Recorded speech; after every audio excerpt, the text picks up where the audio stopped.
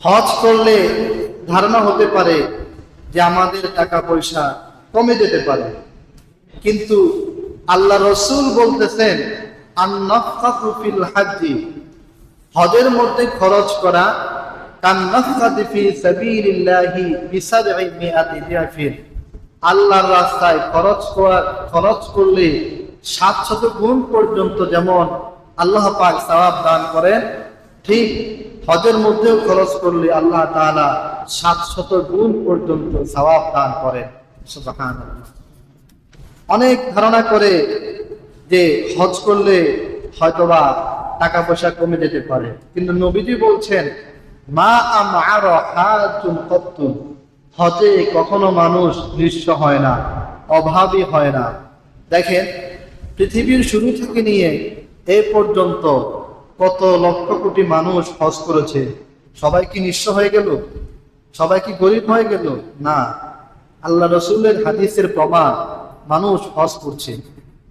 মুহতারাম হাজিরিন, তাহলে আমরা বুঝলাম যে প্রত্যেক ব্যক্তির যদি নিজের সংসারের খরচের বাহিরে হজে যাওয়ার মতো কমপক্ষে 6 লক্ষ টাকা থাকে, তাহলে সেই সকল মুসলিম পুরুষ এবং মহিলার উপর হজ করতেই হবে।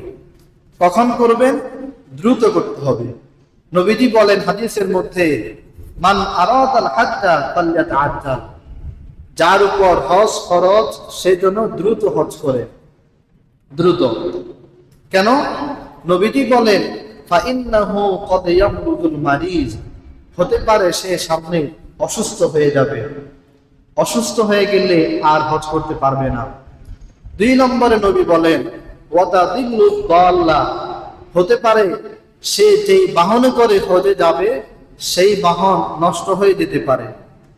3 নম্বরে নবী বলেন ওয়াতাআরুদুল হাজা, হতে পারে তার সামনে এমন প্রয়োজন সামনে চলে আসবে সে আর হজ করতে পারবে না। হঠাৎ আপনি অসুস্থ হয়ে গেলেন, ডাক্তারকে দিতে হবে সব টাকা, বাইতুল্লাহ আর আপনি টাকা দিতে পারবেন না।